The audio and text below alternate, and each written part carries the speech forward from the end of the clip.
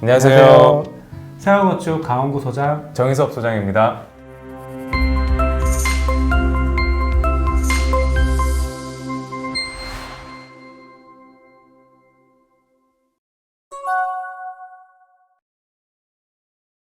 그리고 에너지 절약 계획서 대상이 500제곱미터 이상이라고 말씀드렸잖아요. 근데 여기 지금 역삼동 근린생활시설은 517제곱미터거든요. 네, 그 애매한 숫자는 뭐죠? 그 17은 그래서 되게 고민이 많았어요. 17 해야 되나 말아야 되나. 왜냐면 그 이하로 하면 서울형 녹색 건축도 안 받아도 되고 에너지 절약 계획서도 안 해도 되거든요. 근데 가봐서 알겠지만 그 5층에 있는 회의실이 17제곱미터예요.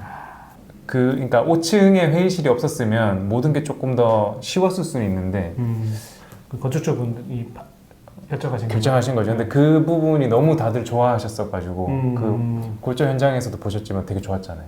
빛의 우물처럼. 그 공간을 살리기 위해서 이제 모두가 좀 합심해서 선택을 한 거죠. 그래서 건축주분한테도 설계자 입장에서 되게 감사해요, 사실.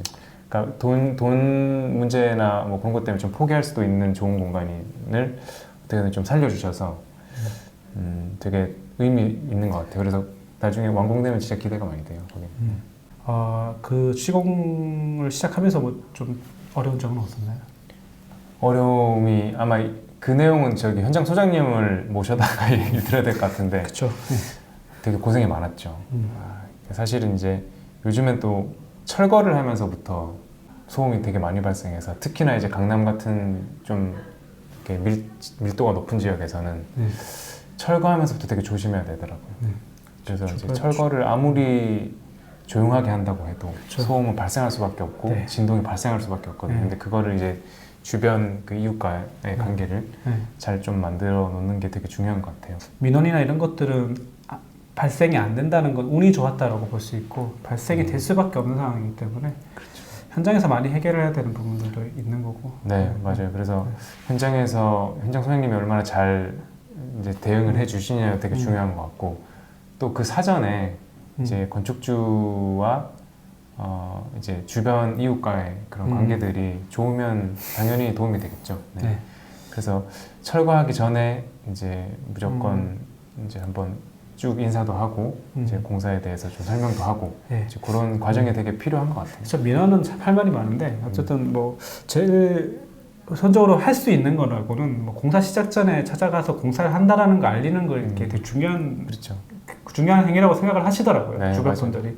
그래서 먼저 가서 공사를 시작한다라고 얘기하면은 뭐 불편 사항도 듣고 하면 웬만한 건 추후에 점점점 나아지는 현상들이 있기 때문에 그런 부분에 대해서 조금 신경 쓰셔도 좋을 것 같아요. 맞아요. 또 대부분 이제 주변의 분들도 다 자기가 나중에는 또 공사를 하실 분들이기 때문에 막 이해를 못 하시거나 그러진 않아요. 다 이제 한 6개월 공사하면 정들더라고요. 6개월 정도 미운 정도는 미운정? 미운정이 들더라고요. 할머니하고 또 얘기도 하고 그렇게 돼가지고.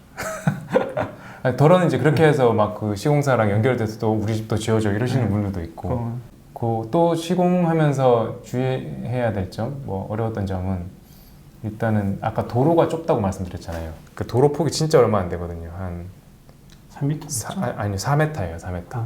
4m의 일방통행 도로인데 4m 도로에는 이제 큰 차들이 많이 못 들어오는 거예요. 그러니까 우리 앞사발이라고 하잖아요. 그러니까 뭐 25톤 이런 덤프 트럭이 큰 게 못 들어와요. 작은 것들로만 다 처리를 해야 되는데 들어오긴 들어오는데 어떻게 막 회전 방향 안 나오고 막 이래가지고 이게 대지로 진입이 안 되는 거예요. 그래서 작은 차들로 이제 뭐 폐기물이나 뭐 흙을 나를 때도 이제 큰 트럭으로 하면은 뭐 한 10번이면 끝날 걸 20번을 해야 되는 상황이 오고 그게 또 비용이랑 연관이 또 되기도 하고 그다음에 도로가 또 좁으면 사실 그 통행도 이제 뭐 펌프카나 그 레미콘을 타설하면 길을 완전 길막하는 거잖아요. 그거에 대해서도 이제 해결을 좀 잘 해야 되고 그런 것들이 있어요. 저희도 막 현장 조사 한번 나가면 여기 트럭이 들어올 수 있을까? 뭐 레미콘 들어올 수 있을까? 그 걱정을 좀 많이 하는 것 같아요. 그렇죠. 차 세울 때는 있을까? 뭐 적어도 뭐 벽돌을 뭐 내리더라도 어떻게 적재를 할 장소가 있어야 되는데 도심 속에서 작은 공간에서 협소한 공간에서 하다 보면 그런 여유가 또 전혀 없고 또 그걸로 인해서 또 민원이 생기고 공사는 지연이 되고 그런 어려움이 진짜 도시 건축에서는 좀 많이 있는 것 같아요. 더군다나 지금 역삼동 같은 경우는 여기는 지하를 팠었잖아요. 지하를 파서 이제 만들면서 CIP라는 이제 흙막이 시설을 박는데 그 CIP가 이제 대지 이 주변을 다 이제 콘크리트 말뚝을 박는 개념이잖아요. 근데 그게 이제 엄청 큰 그 오거라는 장비가 들어와서 이제 꽉꽉 내리치겠죠. 네, 그 다 뚫어가지고 네. 그 이제 땅을 파가지고 거기다가 콘크리트를 채워넣는 건데 그런 이제 장비가 들어와서 작업을 할 때도 주변에 너무 바짝 붙어 있으니까 집들이 내 대지는 최대한 이제 넓게 써야겠고 내 대지 안에서 내 면적을.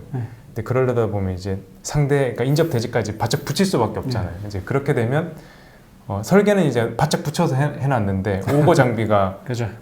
안 칠 수가 없는 거예요. 네. 그러면 사실 또 내부가 작아질 수밖에 없거든요. 그래서 기본적으로 이제 1m 정도는 띄워놓고 지하를 파는 게 인접대지 경계에서. 그런 것들 중에 또 하나가 그 가설재 설치죠. 아시바. 그렇죠. 쉽게 말하면 아시바. 그렇죠. 비계. 약간 발음이 유혹 같은. 비계를 설치하는 공간이 없으면 사실 외벽 공사가 불가능해요. 근데 맞아요. 이제 너무 이제 많은 면적을 찾기 위해서 하다 보면 주변 건물과 대지 공간이 그 사이 공간이 너무 적다 보면 비계조차도 설치를 못할 경우가 있고 또 실제로 또 지적 측량을 해서 경계 측량을 해서 보면 그 땅과 옆에 집 땅이 너무 가까울 때가 있어요. 예상과 달리. 그런 경우에는 참 많은 곤욕을 당하죠. 네. 그렇죠. 그래서 그 측량도 되게 중요한 게 역삼동 땅도 지금 옆집이 저희 땅으로 넘어왔어요. 담장이.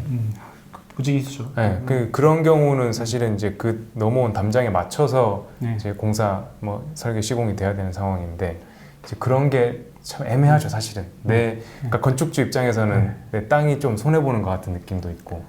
근데 설계상으로는 이게 뭐 그냥 그 지적상 그대로 할 수는 있어도 이게 실제로 시공이 잘 안 되거든요. 그렇게 되면. 그래서 그런 것들이 미리 좀 설계 단계에서부터 생각을 그렇죠. 해야겠더라고요. 네. 그래서 제가 이제 골조까지만 끝났다고 해도 사실 마음이 좀 안심이 돼요. 아, 반은 왔구나. 그렇죠. 그래서 골조까지만 해도 그래도 건물은 이제는 좀 무리 없이 진행되겠구나라는 생각을 가지게 되죠. 골조까지만 되면 이제 법적인 거, 이게 이제 그래도 뭐 긴장을 조금 더 걱정이 조금 덜 되죠. 이제 앞으로는 이제 디테일이고 이제 마감 퀄리티 정도 신경 잘 써서 만들면 되는 거니까. 그럼 마지막으로 그 강남의 건물주를 꿈꾸시는 분들에게 한마디를 해드릴 게 있다면?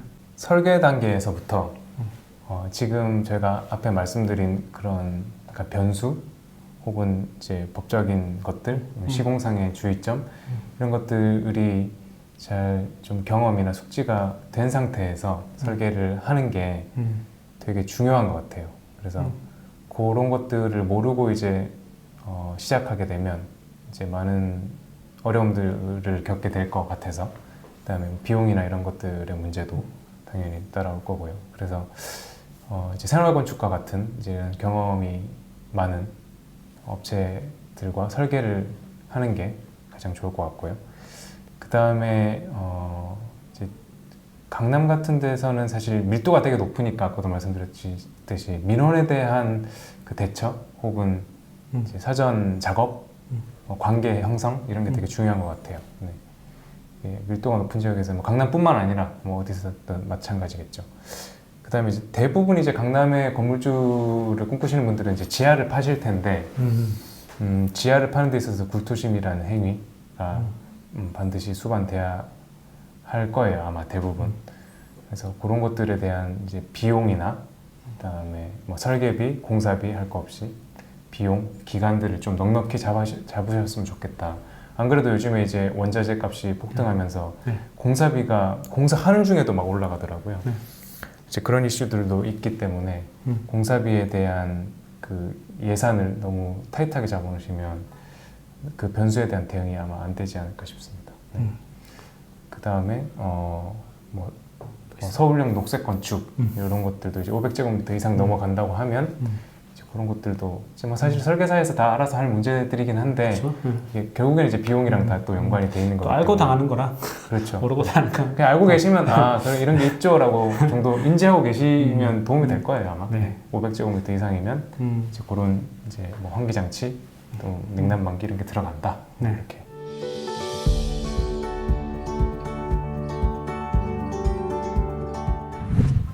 오늘 역삼동 근린생활시설 신축 설계에 대해서 그 과정에 대해서 여러 가지 얘기를 들으셨는데요. 이제 다음번에는 이제 실제로 완공된 건물을 보면서 또 정인섭 소장이 의도대로 설계가 됐는지 또 한번 체크해 보시는 시간 가졌으면 좋겠습니다. 이 영상이 도움이 되셨다면 구독과 좋아요 부탁드립니다. 감사합니다.